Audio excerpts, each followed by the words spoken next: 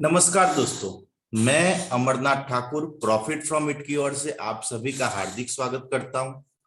दोस्तों, आज का जो मेरा प्रेजेंटेशन है वो प्राइवेट सेक्टर की बैंक यस बैंक के ऊपर है।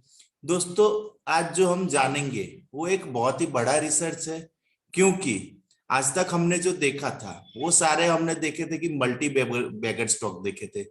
लेकिन आज जो हम देखेंगे एक ऐसा रिसर्च है जो हमने कभी पहले देखा नहीं। दोस्तों, आइए हम जाने कि यस बैंक जो है फिर से मल्टी बैगर बनेगा कि नहीं। तो ये रिसर्च को पूरा देखने के बाद, पूरा वीडियो देखने के बाद आप सभी व्यूअर्स को ऑटोमेटिक पता चलेगा कि सही में यस बैंक मल्टी बैगर फिर से बनेगा कि वहीं पे रहेगा, वेल्थ क्रिएट होगा कि नहीं होगा। दोस्तों, इसको जानने से पहले मैं आपको एक बात बताना चाहूंगा कि दोस्तों, स्टॉक मार्केट एक इतना गहरा कुआं है कि जिसके अंदर पूरे देश की प्यास बुझाने की ताकत है, लेकिन बहुत सारे लोग यहाँ से प्यासे ही निकल जाते हैं। तो ऐसा क्यों होता है? बहुत सारे लोग पैसा बनाते हैं यहाँ पे, और बहुत सारे लोग जो है वो पैसा नहीं बना पाते। Why people create wealth in stock market and why not create? तो इसका आंसर हमें ये प्रेजेंटेशन में मिलेगा। दोस्तों, कोई भी स्टॉक को खरीदने से पहले एक ईगल आई व्यू से क्या है कि एक डीप डेटा स्टडी हमें करना पड़ता है। उसके बाद अगर हम स्टॉक परचेस करते हैं तो एक अच्छा वेल्थ बनता है। दोस्तों, तो आपके लिए हम लाए हैं यहाँ पे एक deep data study yes bank के ऊपर।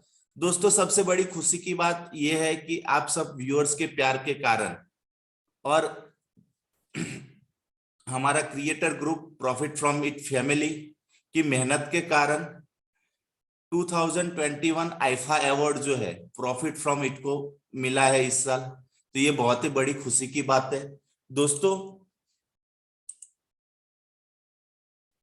सबसे पहले अगर हम जाने कि सेक्टर बैंकिंग इंडस्ट्री कैसा है, सेक्टर के अंदर डिमांड है या नहीं है, कितने कॉम्पिटिटर है, कितनी परसेंट से ग्रोथ हो रहा है, तो ये सारे डेटा को हम एनालिसिस करें दोस्तों, तो बैंकिंग इंडस्ट्री का ग्रोथ जो है वो 15% CAGR से बढ़ रहा है, जो जीडीपी से ज्यादा है। तो एक बेहतरीन इंडिकेटर है कि सेक्टर तो ग्रो कर रहा है। अगर मार्केट कैप देखें तो दोस्तों करीबन 30 लाख करोड़ का मार्केट कैप जो है वो बैंकिंग इंडस्ट्री का है। करीबन 15 लाख करोड़ का सेल्स जो है वो बैंकिंग इंडस्ट्री कर रही है। अब अगर हम देखें दोस्तों, तो लिस्टेड कंपनी जो है वो टोटल 34 है। उसमें से 16 private bank, small finance bank 5 और PSU बैंक है वो करीबन 13 है। कुल मिला के 34 बैंक जो है वो लिस्टेड है। उसमें से अगर हम देखें दोस्तों,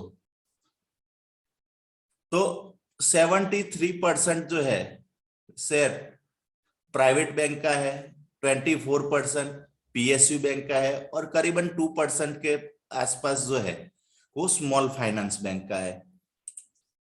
दोस्तों, अगर सेल्स की बात करें तो यहाँ पे आपको एक बहुत ही डिफरेंट चेंजेस दिखने को मिलेगा कि PSU बैंक जो है वो करीबन 60% सेल्स कर रही है, करीबन 10 लाख करोड़, और प्राइवेट सेक्टर बैंक जो है वो करीबन 6 लाख करोड़ का सेल्स करती है। PSU बैंक का हिस्ट्री अगर हम देखें तो बहुत ही लंबा हिस्ट्री है, और प्राइवेट सेक्टर की बैंक का अगर हम देखें तो आफ्टर लिबरलाइजेशन प्राइवेट सेक्टर की बैंकों को लाइसेंसिंग मिला और उन्होंने अपना बिजनेस इंडिया में स्टार्ट किया। इसका आंसर हमें दोस्तों नेक्स्ट स्लाइड में मिलेगा कि इतना बड़ा सेल्स और प्रॉफिट की बात आती है तो अगर हम देखें दोस्तों, तो देखिए 10 लाख करोड़ का सेल्स, प्रॉफिट सिर्फ 35,000 करोड़। और यहाँ पे अगर हम देखें प्राइवेट सेक्टर की बैंक को तो 6 लाख करोड़ का सेल्स और 75,000 करोड़ का प्रॉफिट। तो ऐसा क्यों? तो दोस्तों, अगर हम देखें तो PSU बैंक के अंदर लंबे समय से जो NPA है वो बहुत ही हाई है, जिसके कारण 50% से ज्यादा PSU बैंक जो है वो लॉसेस कर रही है। और अगर हम प्राइवेट बैंक का देखें तो प्राइवेट बैंक जो है ड्यू टू लो एनपीए के कारण उनका प्रॉफिट एक बेहतरीन हो रहा है और अच्छा हो रहा है। दोस्तों आगे हम देखें कि प्राइवेट सेक्टर की बैंकें बढ़ेगी कि नहीं बढ़ेगी। तो दोस्तों अगर हम देखें प्राइवेट सेक्टर बैंक तो लिस्टेड टोटल 16 बैंक है, करीबन 23 लाख करोड़ का टोटल मार्केट कैप। उसमें से अगर हम देखें तो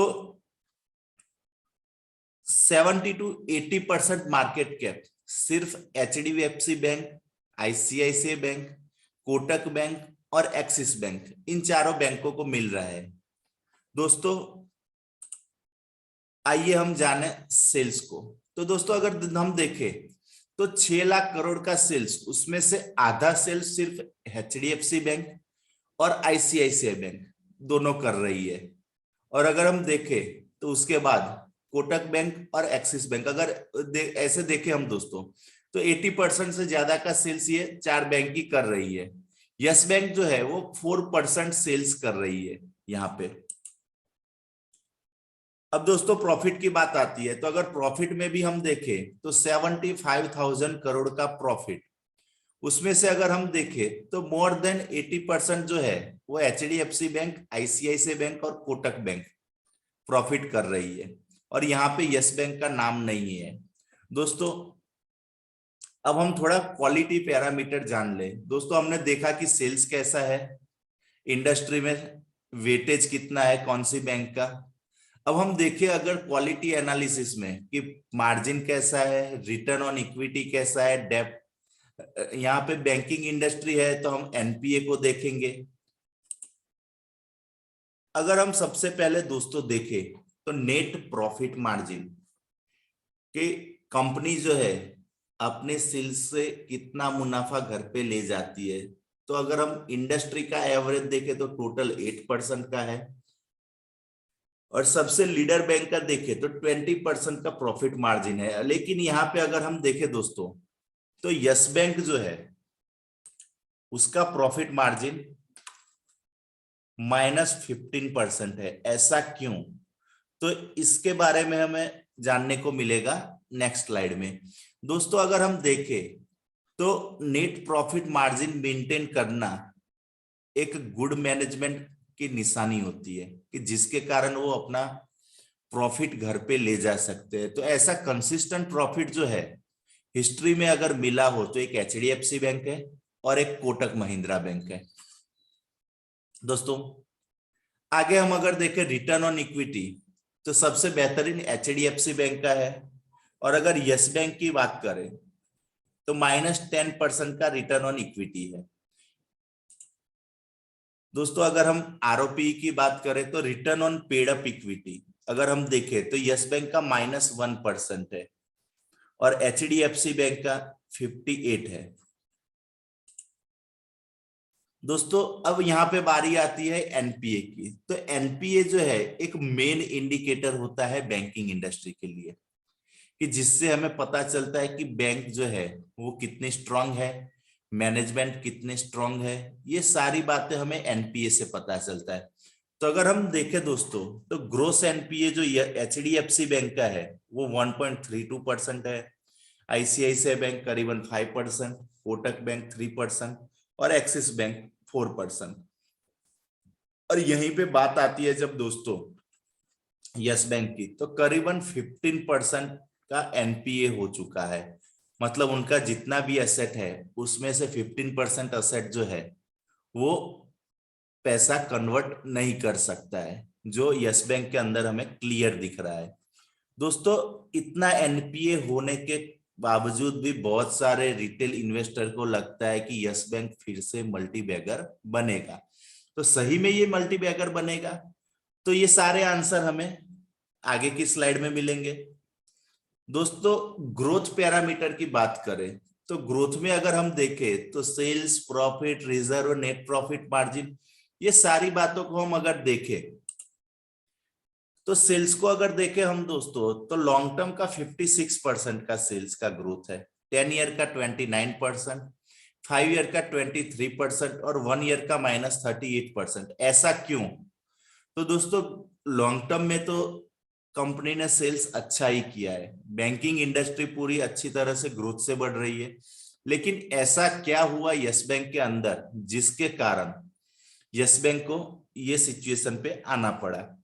दोस्तों, अगर प्रॉफिट ग्रोथ की बात करें तो प्रॉफिट ग्रोथ भी अच्छा बढ़ रहा था, लेकिन 2017 के बाद 18 के बाद जो ग्लोबल मंदी आई उसमें जो अच्छी बैंक थी उन्होंने अपना स्ट्रॉन्ग मैनेजमेंट के कारण प्रॉफिट को मेंटेन किया, एनपीए को मेंटेन किया। लेकिन जब एनपीए का प्रॉब्लम यस बैंक में आया तो 2019 में ही हमें क्लियर पता चल गया था कि बैंक के अंदर कुछ प्रॉब्लम्स हुए हैं, और जो खुल के आया 2020 में तो प्रॉफिट -16,000 करोड़, एक बहुत ही बड़ा लॉस जो रिकवर होने में अब कितना टाइम लगेगा वो तो आगे ही हमें पता चलेगा। दोस्तों, 2021 में अगर हम देखें तो -3,000 करोड़ का लॉस, ऐसा क्यों? तो यहां से हमें पता चलेगा। देखिए दोस्तों, यहाँ पे अगर हम देखें तो एनपीए का इश्यू जो है यस बैंक के अंदर आया 2017 के अंदर, 2% एनपीए बढ़ा, और जो इन्वेस्टर जो थे ईगल आई व्यू से इन्वेस्ट कर रहे थे वो अलर्ट हो गए। ग्रोस एनपीए अगर हम 2019 का देखें तो करीबन 3% का बढ़ा, और डायरेक्ट 2020 में जब रिजल्ट आया तो 17%, और जिसके कारण ये सारे यस बैंक के अंदर इश्यू होने चालू हो गए। 2021 का अगर हम देखें तो 15% का एनपीए। दोस्तों, यहाँ पे मैं आपसे पूछना चाहूंगा कि क्या अब भी आपको उम्मीद है कि यस बैंक मल्टी बैगर बनेगा? दोस्तों, अब बात आती है कि यस बैंक का ही एनपीए बढ़ा था उस टाइम में कि दूसरे बैंकों का भी बढ़ा था। तो दोस्तों, मैं आपको एक बात बताना चाहूंगा यहाँ पे कि 2017 के अंदर जो ग्लोबल रिसेशन आया, ग्लोबल मंदी आई, तो उसमें बैंक जो है ये सिचुएशन को हैंडल करने में एक बहुत ही टफ सिचुएशन था कि जिसके अंदर एनपीए को मेंटेन करना बैंकों के लिए बहुत ही मुश्किल हो गया था। प्राइवेट सेक्टर बैंक के भी एनपीए बढ़े थे और पब्लिक सेक्टर बैंक के भी एनपीए बढ़े थे। लेकिन यहाँ पे आपको क्लियर दिखेगा कि दोस्तों, कोटक महिंद्रा बैंक और एचडीएफसी बैंक, दो बैंक ही ऐसी थी जिन्होंने प्रॉपर एनपीए को मेंटेन किया। एक गुड मैनेजमेंट की निशानी हमें यहाँ पे देखने को मिल रही है कि इतनी टफ सिचुएशन कि बहुत सारी कंपनियां बंद हो गई, पैसे नहीं चुका पाए, तो भी उन्होंने अपने एनपीए को मेंटेन किया। यहाँ पे अगर हम देखें तो आईसीआईसीआई बैंक जो इतनी बड़ी है उसका भी एनपीए बढ़ा था, लेकिन उसने धीरे धीरे एनपीए को मेंटेन किया। यहाँ पे यस बैंक फेल हो गई। दोस्तों, मैं यहाँ पे एक बात बताना चाहूंगा आपको कि ग्रोस एनपीए जितना कम होगा उतनी ही बैंक स्ट्रांग होगी।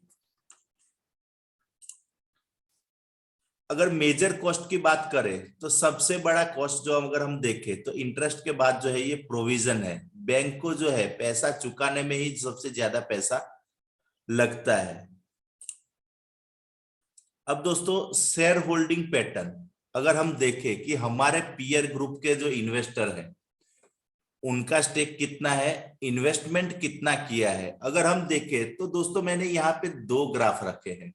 दो ग्राफ इसलिए रखे हैं कि यस बैंक के अंदर जो प्रॉब्लम आया उससे पहले का ग्राफ अगर हम देखें तो देखिए दोस्तों, 20% प्रमोटर, 10% म्यूचुअल फंड का स्टेक था, एफआईआई 42%, रिटेल इन्वेस्टर 12%, और इंश्योरेंस कंपनी जो है वो करीबन 16% इसके अंदर स्टेक लेके बैठी थी। लेकिन जब ये प्रॉब्लम आया तो यहाँ पे देखिए दोस्तों, आश्चर्य की बात है, रिटेल इन्वेस्टर 46%, एफआईआई 8%। मतलब एफआईआई ने तो क्या है कि पूरा स्टेक अपना जो है धीरे धीरे धीरे करके निकल गए और सारा ले लिया रिटेल इन्वेस्टर ने। दोस्तों, यहाँ पे मैं बताना चाहूंगा कि यस बैंक एक ऐसी सिचुएशन में थी कि जहां से बैंक के बंद होने के चांसेस बहुत ही ज्यादा थे, जिसके कारण आरबीआई को बीच में आना पड़ा। और दूसरी बैंकों को रिक्वेस्ट किया कि आप यस बैंक को मदद करो, यस बैंक बंद ना हो, जिसने यस बैंक में पैसा जमा किया है अपना उसका पैसा ना डूबे। इसके लिए आरबीआई की रिक्वेस्ट पे 4500 करोड़ का नया इक्विटी आया, मतलब दूसरे पार्टनर आए कि बैंक को बचाया जा सके। बैंक में वेल्थ बनेगा वो तो दोस्तों बाद की बात है, लेकिन बैंक पहले बचेगा। ये फर्स्ट इंपॉर्टेंट था आरबीआई के लिए, क्योंकि अगर ये न्यू इक्विटी नहीं आता तो शायद बैंक डूब सकती थी। तो इसके लिए नए इन्वेस्टरों की मदद से टोटल 4500 करोड़ का इक्विटी आया। दोस्तों यहां पे मैं बताना चाहूंगा कि नए पार्टनर कौन से जुड़े, तो बैंकिंग एंड फाइनेंशियल सर्विस की कंपनियां जो थी उन्होंने यस बैंक को मदद की। इसको हम दोस्तों क्लियर मदद ही बोलेंगे, क्योंकि कौन इंटरेस्ट लेगा ऐसी बैंक में इन्वेस्ट करने के लिए। तो दोस्तों हम देखें तो नए इन्वेस्टर जो है वो 3 साल की लॉक इन पीरियड पे आए, बैंक को मदद की, और एक्सटर्नल फंडिंग जो है वो 23,000 करोड़ का फंड रेज हुआ यस बैंक को बचाने के लिए। तो अगर हम देखें दोस्तों तो ये 23,000 करोड़ का फंड कैसे रेज्ड हुआ उसका भी एक कैलकुलेशन है।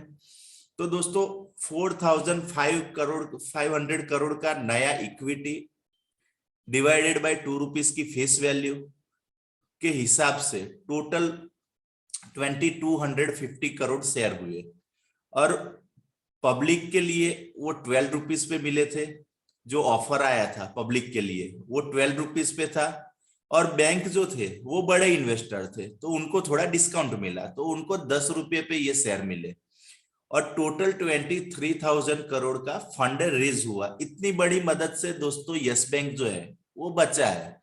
लेकिन हम जानेंगे कि यस बैंक बचा तो सही, लेकिन फिर से वो इन्वेस्टर को अच्छा रिटर्न देगा कि नहीं। तो दोस्तों हम यहाँ पे होल्डिंग की बात करें तो कितनी मदद किसने की यस बैंक को, तो एसबीआई से 30% मदद मिला, एलआईसी से 4%, ICICI bank 3%, Axis bank 2%, HDFC life 1%, Amansa holding 1%, Bandhan bank से 1%, आईडीएफसी फर्स्ट से 1%, एचडीएफसी से 4% और कोटक बैंक से 2% का हेल्प मिला। ऐसे करके टोटल 23,000 करोड़ का फंड रेज्ड हुआ। दोस्तों मैं आपको यहाँ पे बताना चाहूंगा क्लियर, सबको लगता होगा कि इक्विटी बड़ा है, ये रीजन से हमारा स्टॉक मल्टी बैगर होगा कि नहीं। तो दोस्तों यहाँ पे क्लियर है कि पहले जो इक्विटी थी वो करीबन 400 करोड़ की थी, अब आपके पार्टनर जो है वो 10 गुना हो गए हैं।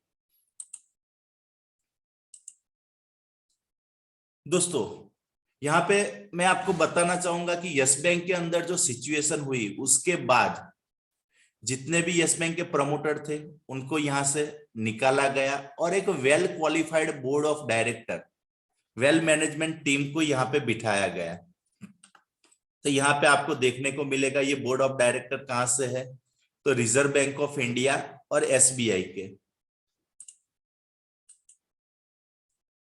अब दोस्तों जब ऐसी सिचुएशन आती है तो अगर हम एफआईआई की एक्टिविटी देखें ड्यूरिंग दिस पीरियड, तो जो स्मार्ट इन्वेस्टर होते थे 250 रुपये का प्राइस 2019 का, 26% स्टेक एफआईआई का।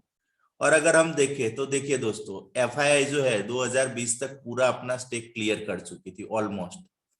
तो ये एक स्मार्ट इन्वेस्टर की निशानी होती है जो डेली रीडिंग करते हैं, लर्निंग करते हैं और रिसर्च करते हैं।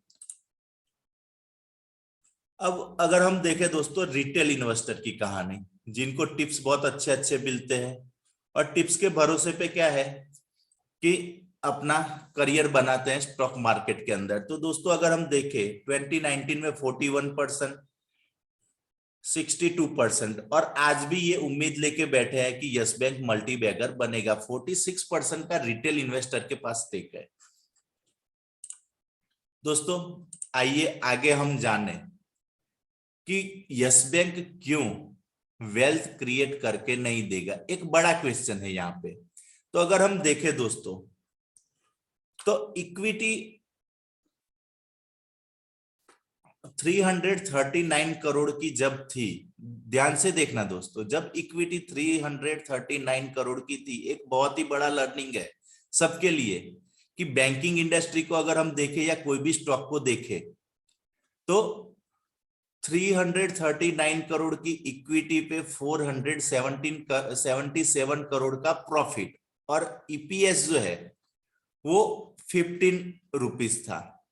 और यहीं पे अगर हम बात करें कि इक्विटी जो है अब जो बढ़ के आया है वो करीबन 4500 करोड़ है, मतलब इक्विटी जो है 10 गुना से ज्यादा बढ़ गया है, प्रॉफिट माइनस में है और ईपीएस -1.65 रुपीस है।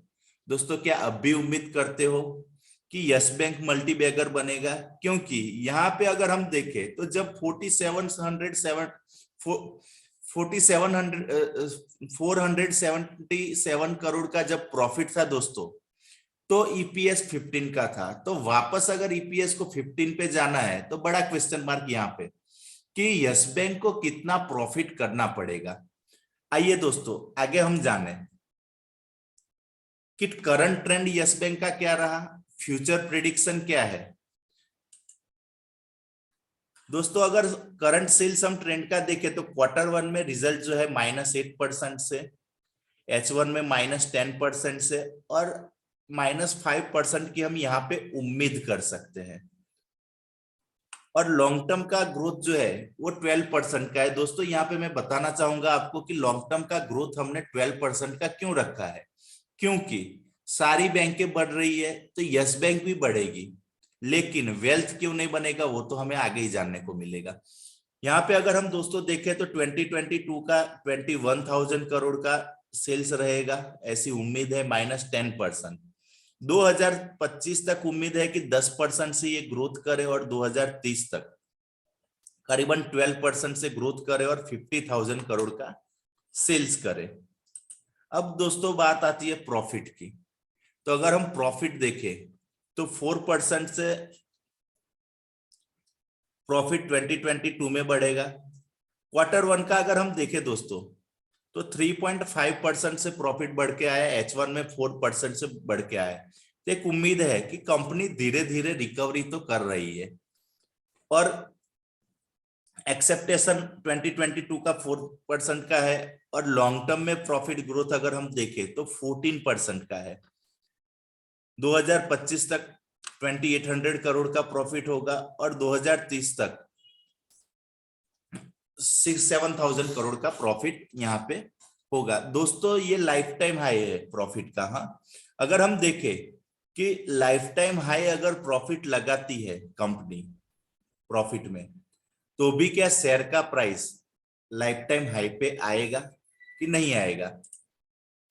दोस्तों ये चार्ट जो है वो क्लियर आईना है यस बैंक के लिए कि यस बैंक के जो इन्वेस्टर जो भी ये वीडियो देख रहे हैं उसके लिए ये क्लियर आईना है। देखिए दोस्तों अगर 2019 की बात करें 463 करोड़ का इक्विटी और प्रॉफिट कितना 1700 करोड़ और 7 रुपये का ईपीएस और प्राइस तब था 400 रुपीस। और 2021 के अंदर जो इक्विटी बढ़ा, मतलब बैंकों से जो मदद मिली 4,500 करोड़ के नए इक्विटी आए, तो यहाँ पे आपके पार्टनर भी बढ़ गए हैं। ये भी आपको ध्यान रखना है कि हमारे पार्टनर भी बढ़े हैं और अब प्राइस है 13 रुपीस, -2 रुपीस का ईपीएस और प्रॉफिट जो है -3,400 करोड़। 2022 का अगर उम्मीद करें तो 845 करोड़ के प्रॉफिट पे ईपीएस जो है वो 33 पैसे बनता है और फेयर वैल्यू जो है 4 रुपीस है। तो दोस्तों उम्मीद हम नहीं करेंगे कि 4 रुपीस पे आएगा। और अगर हम लॉन्ग टर्म का देखें दोस्तों तो 2030 का 5,000 करोड़ का इक्विटी, प्रॉफिट जो है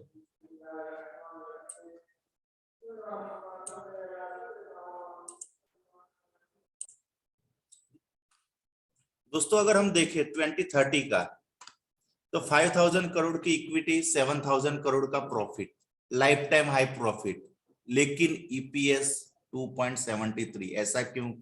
क्योंकि जब 460 करोड़ का जब प्रॉफिट था और इक्विटी था और 1700 करोड़ का प्रॉफिट था, तो 7 रुपये ईपीएस था। लेकिन यहाँ पे आपका इक्विटी बढ़ चुका है, मतलब आपके पार्टनर जो है वो 10 गुना हो गए, तो ईपीएस आपको सिर्फ 2 रुपये 2 रुपीज मिलेगा और फेयर वैल्यू जो है वो करीबन 33 रुपीज पे आएगी। तो दोस्तों एक उम्मीद है कि मतलब स्टॉक जो है वो 40 से 50 रुपये तक आ सकता है 2030 तक, लेकिन जो है वेल्थ बना के नहीं देगा। यही एक लर्निंग है इस प्रेजेंटेशन से। दोस्तों अगर फ्यूचर का हम देखें आउटलुक, तो कंपनी जो है, कंपनी का जो फोकस है सिर्फ अभी जो है वो रिकवरी पे है। उनका टारगेट फाइनेंशियल 2022 का जो है वो करीबन 5000 करोड़ का रिकवरी करना है। दोस्तों यहां से एक कंक्लूजन बाहर आता है कि अगर हमें बैंकिंग सेक्टर के अंदर इन्वेस्ट करना है तो क्या क्या पैरामीटर को हम ध्यान में रखें। तो market cap, sales, profit margin, gross NPA, return on equity, future growth और बैंक जो है कंसिस्टेंसी ग्रोथ कर रही है कि नहीं कर रही, ये सारे पैरामीटर को ध्यान में रख के हम एक अच्छी बैंक को यहाँ पे ढूंढ सकते हैं। अब बाइंग रेंज की बात आती है दोस्तों, तो इसमें ऐसा कोई बाइंग रेंज है ही नहीं, क्योंकि सबसे लो प्राइस पे ही है अभी। और हम इसका टारगेट अगर देखें नियर टर्म, तो 3-4 साल में 30 रुपये के आसपास आ सकता है। दोस्तों ये प्रेजेंटेशन एक स्किल डेवलपमेंट और स्टॉक मार्केट को समझने के लिए बनाया गया था। बाय और सेल अपने एडवाइजर को पूछ के आप कर सकते हैं। Thank you. जय हिंद।